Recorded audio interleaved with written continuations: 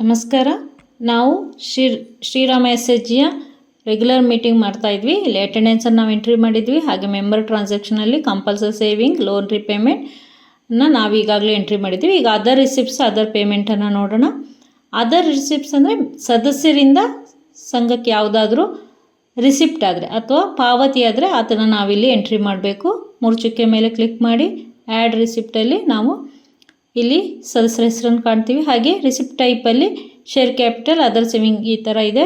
ಇಲ್ಲಿ ನಾವು ಪೆನಲ್ಟಿಯನ್ನು ಎಂಟ್ರಿ ಮಾಡ್ತಿದ್ದೀವಿ. ಸದಸ್ಯರು ಸಂಘಕ್ಕೆ ಪೆನಲ್ಟಿಯನ್ನು ಕೊಟ್ಟಿರೋದ್ರಿಂದ ಇಲ್ಲಿ ನಾವು ಅಮೌಂಟು 20 ರೂಪೀಸ್ ಹಾಕ್ತಾ ಇದ್ದೀವಿ. ಹಾಗೆ ಮೋಡ್ ಆಫ್ ರಿಸಿಪ್ಟ್ ಕ್ಯಾಶನ್ನು ಕೊಟ್ಟು ಸೇವ್ ಕೊಟ್ಟಾಗ ಡಾಟಾ ಸೇವ್ ಸಕ್ಸಸ್ಫುಲಿ. ಹೀಗೆ ಈ ಸದಸ್ಯರಿಂದ ಸಂಘಕ್ಕೆ ರಿಸಿಪ್ಟ್ ಆಗಿರೋ ಅಮೌಂಟ್ನ ಎಂಟ್ರಿ ಮಾಡಿ. ಹಾಗೆ ಇಲ್ಲಿ ಕ್ಯಾಶ್ ಇನ್ ಹ್ಯಾಂಡ್ ಹಾಗೂ ಕ್ಯಾಶ್ ಎಟ್ ಬ್ಯಾಂಕಲ್ಲಿ ನಾವು ಎಂಟ್ರಿ ಮಾಡ್ತಾ ಹೋದಾಗೆ ಅಮೌಂಟು ಜಾಸ್ತಿ ಆಗುತ್ತಾ ಹೋಗುತ್ತೆ.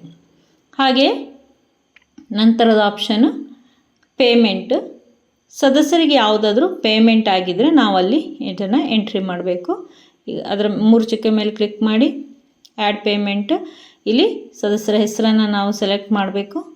ಹಾಗೆ payment type grant or donation ಎರಡು ಆಪ್ಷನ್ ಇದೆ. ಗ್ರ್ಯಾಂಟ್ ಆರ್ ಡೊನೇಷನ್ ಅಥವಾ ಡಿವಿಡೆಂಡ್ ಪೇಮೆಂಟ್ ಈ ಎರಡು ಆಪ್ಷನ್ ಇದೆ. ಡಿವಿಡೆಂಡ್ ಪೇಮೆಂಟ್ ಅಂದರೆ ಲಾಭಾಂಶವನ್ನು ನೀಡಿದರೆ ಡಿವಿಡೆಂಡ್ ಪೇಮೆಂಟ್ನಲ್ಲಿ ನಾವು ಎಂಟ್ರಿ ಮಾಡ್ತೀವಿ. ಗ್ರ್ಯಾಂಟ್ ಅಥವಾ ಡೊನೇಷನ್ ಕೊಟ್ಟಿದ್ದರೆ ಅದರಲ್ಲಿ ನಾವು ಪೇಮೆಂಟನ್ನು ಎಂಟ್ರಿ ಮಾಡ್ತೀವಿ.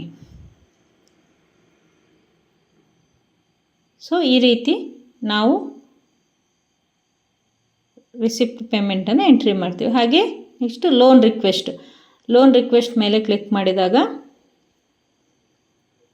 ಸದಸ್ಯರು ಲೋನ್ ರಿಕ್ವೆಸ್ಟ್ ಕೊಟ್ಟಿದ್ದರೆ ನಾವು ಎಂಟ್ರಿ ಮಾಡಬೇಕು. ಇಲ್ಲಿ ಪ್ಲಸ್ ಬಟನ್ ಮೇಲೆ ಕ್ಲಿಕ್ ಮಾಡಿ ನೇಮ್ ಆಫ್ ದ ಮೆಂಬರ್ ಸದಸ್ಯರ ಹೆಸರನ್ನು ಆಯ್ಕೆ ಮಾಡ್ಕೊಳ್ಬೇಕು.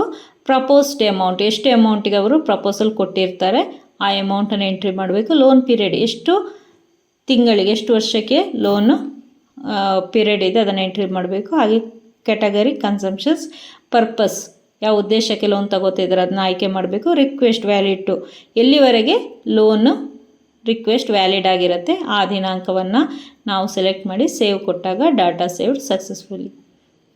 ಈ ರೀತಿಯಾಗಿ ನಾವು ಲೋನ್ ರಿಕ್ವೆಸ್ಟನ್ನು ಎಂಟ್ರಿ ಮಾಡ್ತೀವಿ.